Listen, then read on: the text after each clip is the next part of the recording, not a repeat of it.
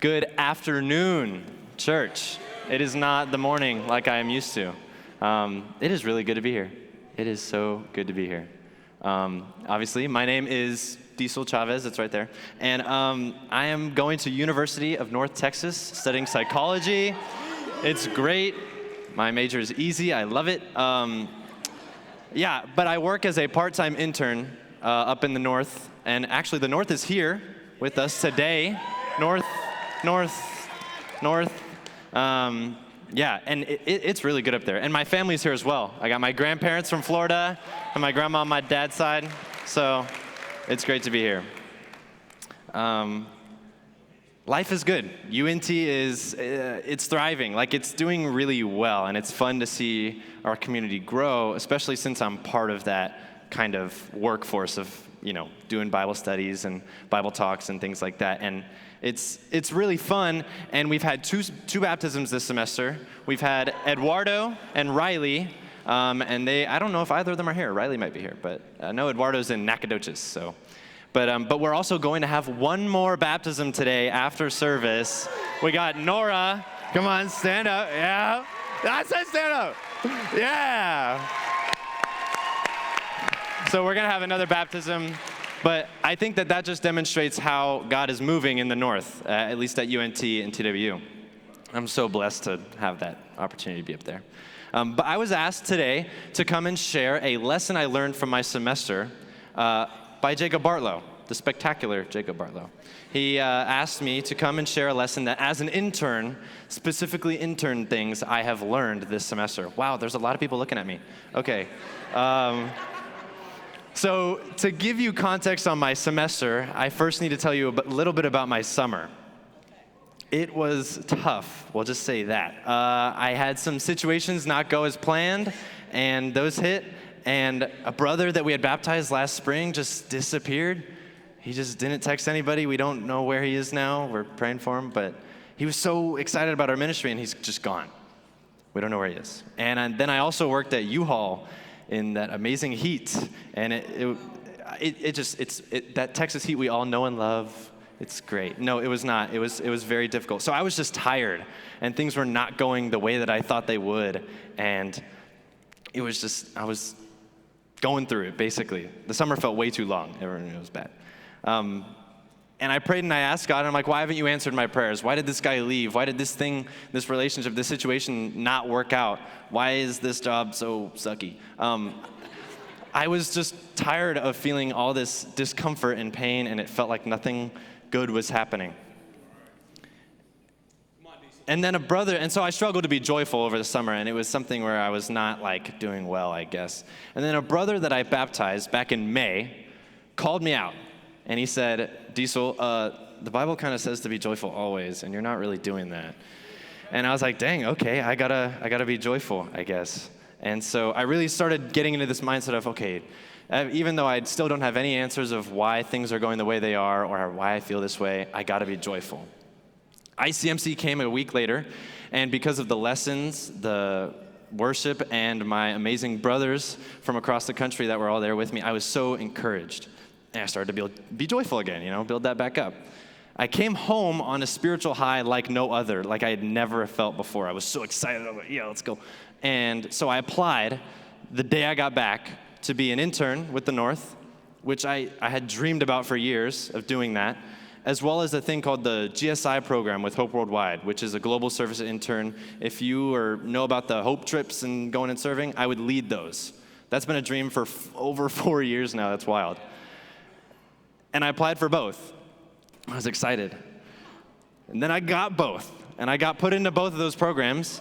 And immediately I was not excited, I was afraid. That does not make any sense at all, but the things I had been dreaming about for years, I immediately now had and was right in front of me, and I felt unworthy. I was like, nope, I am not in a good headspace to lead or do that or to have any sort of responsibility within God's kingdom at all. I should not have that. I was confused. I prayed to God, and I was like, why are you giving me this? I know I've asked for it for a long time, but why now? I'm not ready yet. I'm not in the right spot. Oh, I scrolled down way too far. Okay. And so I was stuck in this situation. And often we find ourselves in these situations hurting and confused, even if it looks good, but we just can't perceive a good outcome out of it. I'm a very pessimistic person, very negative naturally. And I always see just what's the worst that can come out of this. I don't look for what the good is to get out of it. For example, 2 days ago, I was typing this up, my computer froze, and everything was gone. I told you about that, but yeah. And I was like, okay, great. Why would God ever do that? This is my first time preaching, and it's my first time writing a lesson this long, and then he lets it get all deleted. And I was like, awesome, that's, okay, why are we, okay. And so I then restarted my computer, and it was all there, and it was good, and we're here. So yeah, we're chilling. But for a good hot minute, I was distraught. I was just, why would God let this happen to me? Like, why? I could not think of a good reason why he would let that happen. But after the fact, I now see that it has given me more of a point here. When going through difficult times, we always naturally tend to look for what's going wrong, and we never try to see what good could come from it. Similarly, no, that's later. But in these difficult times, he has a plan for us, God does. And what does the Bible say about his plans? In Jeremiah 29:11, it says, "For I know the plans I have for you, declares the Lord, plans to prosper you and not to harm you, plans to give you a hope and a future." Sometimes we get in our own head and convince ourselves that God just isn't listening to us. He's not hearing what I need and what I want.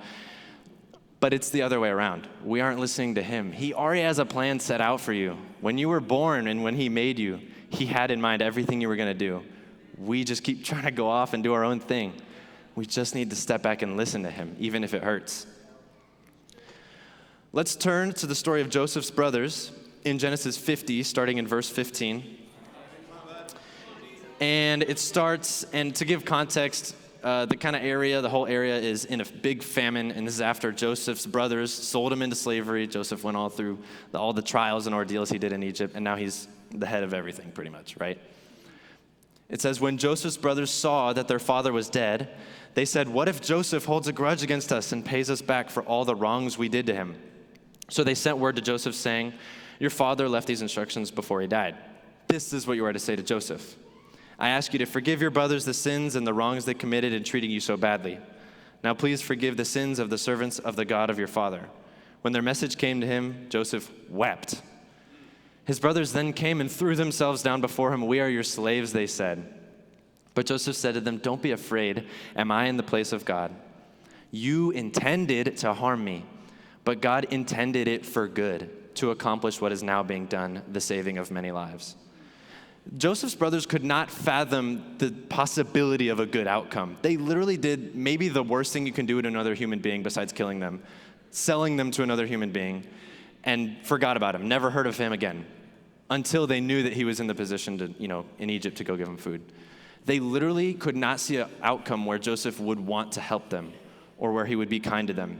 They did the worst things imaginable. They went into it completely and understandably scared, throwing themselves down at Joseph's feet. But it says Joseph wept. He had already forgiven them long before this. God had blessed him so much, and he realized that he was like, I will have to help them someday. Joseph realized that God had allowed his brothers to sell him into slavery so that he could go on that long journey to becoming attaining that spot in power that he had, so that he could help more people, the saving of many lives. If his brothers had never sold him and never gone through all that, they would all be stuck in this famine that they wouldn't have anything to deal with. And also Egypt would have been ruined, because it said that Joseph predicted the famine as well. He prepared for it. The whole land would have been destroyed. Because Joseph was sold into slavery, a negative situation was sown at the beginning, and God used it for good. I love that word, intended. He intended it for good. But his brothers couldn't see that in the moment, and that's understandable. What you're going through right now that is just so terrible and so painful and so chaotic, God is intending it for good. His plans are to prosper you, not to harm you. So if you're in the harming, it's going to get better, right? I had to learn that this semester. Do you have enough faith to go through those times praising and worshiping God? Excited for what he has next? Or do you let those times defeat you and steal your joy, like it did me this summer? All right, we're going to switch up a little bit here. Have you guys ever seen those kids that you might find like in a mall wearing a leash? Have you ever? Yeah, like this one. I love this picture. So these kids be running around the mall. They're like going every which way. They're trying to run and like do whatever. They're running to every candy shop and every food court. And it makes their parents look bad, honestly, right? Like, teach your kid to have some like self-control. It makes you look bad. They just are grabbing at everything that comes their way, not listening to their parents. Church, that's you. Ooh. I mean, me too, but like, that's you. God is guiding us through an unbelievably enticing and vast world on a path that is perfect for us. He planned it this whole time. But we always get distracted. We always want that job, that relationship, that kind of life. You know, we want those things. And those are great things. Those are positive things that we think come from God. Candy shops and food courts are great, right? They're fun, yeah. But the last time you went into a candy shop and were told no, you threw a fit. Last time you sought that relationship and God removed it, you blamed him and complained. We always think we're right and we believe that the way we're going is correct. But when everything seems to be going the wrong way, that is just your perspective. It might be God telling you exactly what you need to hear. He keeps you out of that candy shop because if you had your way, you'd eat everything in there. We know how that goes for your stomach and everything. He keeps you out of that job that you wanted so badly because maybe if you had your way, money would become an idol in your life. Do we see that he uses these negative and bad situations to sow good and to provide you with a better path? He guides you. This semester, I simply learned that I do not know best. I'm just a kid in a mall trying to grab at everything and everyone that comes my way, and I just need to let God pull me and guide me. I'm on a leash for a reason. Those are called convictions. They keep us from going into the deep end of the ball pit and eating everything in that store and messing up. Do we hold to that standard of what God is trying to guide us with? Going into this semester as an intern, right, I was terrified, as I said, and I was not ready for it, and I was scared, but I did the best I could to prepare myself, and I had a great team with me, Austin and Elise and Alex and Mark and Jacob, of course. And day one, I have classes, because I'm a part-time, so I do school and ministry as well. And I went to class, and then in between classes, I reached out for 2 hours, and then I went back to class. And then after class, I went home for like 20 minutes, and then came back to campus to set up for an event. Now, we had an event where we were doing a game night, and we didn't have a room reserved because there was something going on with that. So we were just like, let's just meet in the main cafeteria on the Union on campus. It's like the main building, right? And Mark and I chose to wheel an entire station for Guitar Hero into the middle of this cafeteria. And I think I have a slide. Yeah, there's Mark shredding in the middle of a cafeteria. And we were very quickly kicked out after that. So the guy came by and he was like, yeah, you can't be here. What I'm saying about this is God is showing me that it can be fun.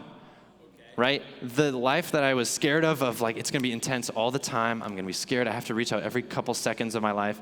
No, there were fun moments. And this event led to Eduardo, the guy that got baptized, coming out to more stuff. Guys that I met on day one that still talk to me and want to come to more stuff. People meeting us, building connections, even Zach as well, who's a guy who's close to getting baptized. It's like it created a lot of good opportunities. But day one, God showed me that he had a plan for me, that he was going to prosper me. That even though I was overwhelmed, it's going to be okay.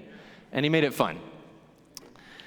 So, W's and L's is the title of my lesson. It's a common term that everybody kind of knows. But what do W's and L's mean, right? Wins and losses, right? You know, Cowboy fans familiar. But I'm just kidding, I'm kidding.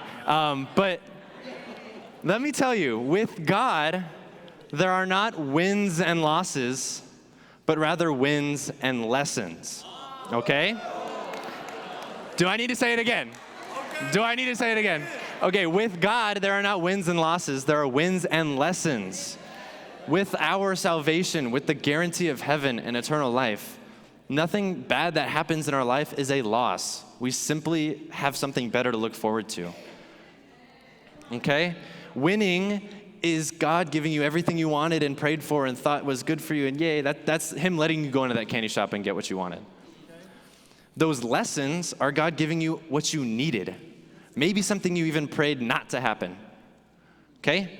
James 1, verse 2 through 4 says, "Consider it pure joy, brothers and sisters, whenever you face trials of many kinds, because you know that the testing of your faith produces perseverance, and let perseverance finish its work so that you may be mature and complete, not lacking anything."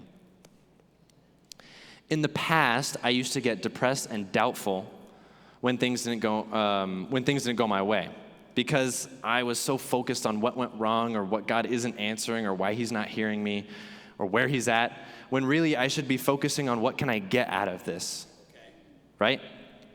How is God trying to grow me through this trial? Because it says right here, it talks about how it produces perseverance. I'm going to read a verse in a minute that also talks about how it grows your faith.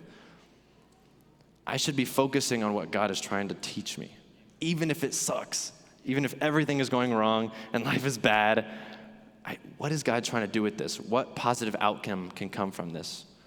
What even worse experience am I avoiding by God putting me in this one? There could be many catastrophes. There was even a lesson that Alan gave a couple months ago where he was trapped in a car and it was freezing, and I don't remember the rest of it, but it was chaotic, and he was like, "I'm gonna die here," and then he didn't die, and then he found out later that he totally could have died on the road if God had let his car keep working, and he was protected from a worse scenario. Even though what he thought was so bad was happening to him, it was still way better than what his other outcomes could have been. God does his best work in your life when you are going through trials. It's just how it is. I mean, when gold gets purified, it has to be really hot, right? It has to be. In 1 Peter 1, starting at verse 6, it says, "Now for a little while, you have had to suffer grief in all kinds of trials. These have come so that the proven genuineness of your faith, of greater worth than gold, which perishes even though refined by fire, may result in praise, glory, and honor when Jesus Christ is revealed." Church, do you want to be genuine in your faith? I really like that word. Do you want to be genuine in your faith? Have it be evident to literally everybody that you interact with that, wow, that guy's faith is real. It's not just a hoax. Do you want to have your life refined in a way that better glorifies God with everything you do? I know I do, and I've been learning a lot about that. In the past years, I thought I had been doing well, glorifying God to a good amount by, reading my Bible, going to church, praying a couple times, But there's so much more that we can do. That's the surface level. Okay. This semester has taught me that trusting God is the best way to grow in your dedication to your relationship with the Lord. It's a two-way street, right?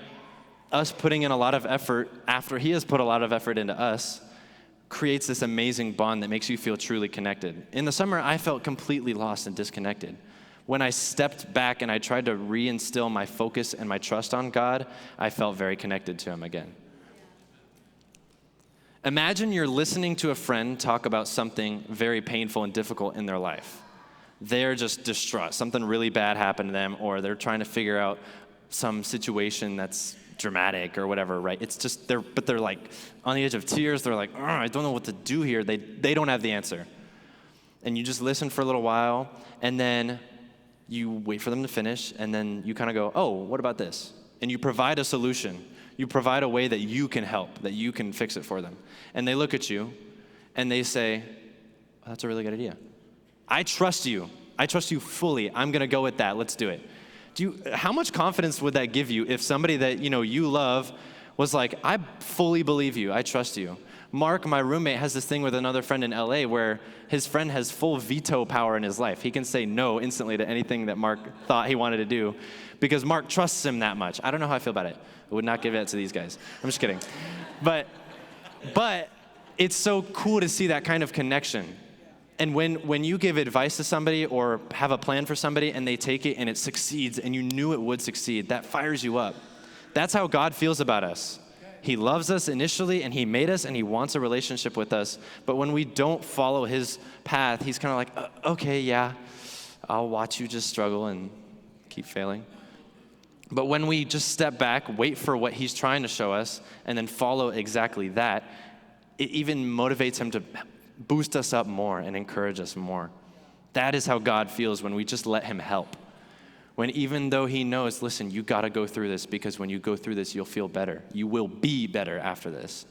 When we realize that and we just trust him and we wait, he is so encouraged. That is how we can glorify him more with our life. Something similar to that kind of idea of just waiting for things to change is back to that Hope Worldwide program, the GSI program I mentioned, right? A year ago, I applied to that and I got rejected. I had every credential, everything I thought I needed. I had been on a ton of trips. I felt I was more than qualified for it. I had turned an age that was required. I was ready. I was fired up. I knew the leader of the program. I was like, I'm going to apply. And I still got rejected. And I was like, I have no clue what's going on here. How am I not getting into this? I was frustrated and confused. And for a time, I was doubting, God. I was like, why is this happening? After a couple weeks, I talked to my dad and some advisors, and they encouraged me to ask, what was it that I could work on that I could do better for next time? I had already thought, no, I'm done. I'm quitting. I'm never trying again. But they were like, go for it. Try it again. Because it was my dream, right? I went and I talked to the leader of the program, and she said, you have everything. You should get some international experience. And I was like, okay. I guess that makes sense. Learn a little bit more about culture and service and stuff like that. So this summer, I went to Nepal, and for 2 weeks I served over there, and it was beautiful. It was amazing in the mountains and in Kathmandu, and it was insane. I have never been more tired in my life. But I learned such valuable lessons there that I would not have learned if I just got straight up accepted to the program. God sat me down, said no to my face, turned away and didn't say anything, and let me figure it out for a year. And then when I came back and tried to see where he was guiding me, he taught me so many new lessons. I met so many new people and made more connections and learned lessons that if I didn't have going into this program, I would not feel confident about. They also helped me going into the internship as well. He has a plan for you and for me. He just does. It's here to prosper you, not to harm you. So if you're in the midst of the harm, don't worry, better days are coming. And it involves trials, we know that, but that's what we signed up for when we got baptized. We knew that those would happen. We knew that we would be tempted and pushed down and persecuted, but we know that our reward is just so much greater than that. Because you know that those trials instill you with more faith and a greater faith. He loves you deeply. He sent his son to die for you on this earth. Jesus didn't really want to go. He loved you enough to come. But even in the garden, he was just, I love them so much, I have to do this. He had to push through this trial. We need to imitate that. We were sent here for a reason, to follow him and to bring people with us. Are we going to keep doing that? Push through whatever is difficult and keep going. Don't complain when things don't go your way, but rather trust him and step back from it all. Try to understand and see what he's doing. Be optimistic. I struggle with that a lot. And if it's still blurry and you can't fathom the lesson he's trying to teach you, you can't see any good that comes from it, you still simply just have that guarantee of heaven that you can just take refuge in. And he also gave us this great group of people to be with. You don't have to suffer alone. So if you're going through something difficult right now, remember that you're going to heaven. You got it. It'll be okay. But he also has a plan to prosper you. If you didn't get what you prayed for, that's okay. It might just be not right now. That's what it was for me. If he's hurting you, or it feels like he's directly doing something that is preventing you from achieving another goal, think about how that goal might have actually corrupted you or taken you on a bad path. We always think we know best, but we're just a kid in a mall trying to grab at every candy store, right? That's what I learned this semester, and I thank you so much for having me here and let me speak. Now please bow your heads with me as we pray for communion. Dear Lord, I thank you for this amazing day. I thank you for all the blessings that you've given to us. I thank you for sending your son to die for us on the cross, God. It really demonstrates how much you love us, and I pray that, God, we can right now reflect on that and the sacrifice you made and just think about how we might live our lives to best glorify you, God. Pray you would allow us to help to keep trusting you and to have more faith in you and know that you have a plan for us and that you love us. I thank you for everything you've given to us. In Jesus' name I pray, amen.